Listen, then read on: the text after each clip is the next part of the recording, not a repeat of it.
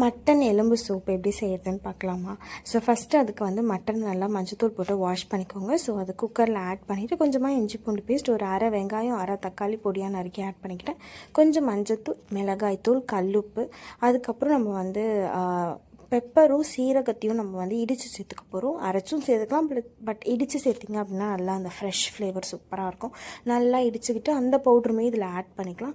ஒரு 2 ஸ்பூன் வந்து ஆயில் சேர்த்துக்கோங்க. சேர்த்துட்டு நல்லா மிக்ஸ் பண்ணிக்கோங்க. கருவேப்பிலை, கொத்தமல்லி, புதினா எது வேணுமோ இதில் நீங்கள் ஆட் பண்ணிக்கலாம்.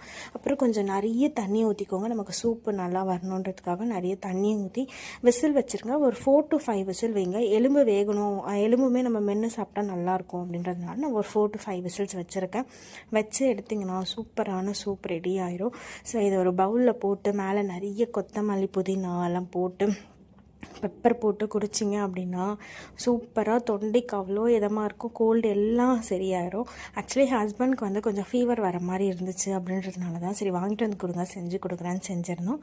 ஸோ சூப்பராக வந்துட்டு சூப் செஞ்சு சாப்பிட்டுட்டு நீங்களும் இதே மாதிரி ட்ரை பண்ணி பாருங்கள். இல்லை வேறு எப்படிலாம் ட்ரை பண்ணலான்னு சொல்லிட்டு கமெண்ட்டில் சொல்லுங்கள். Thank you, bye bye.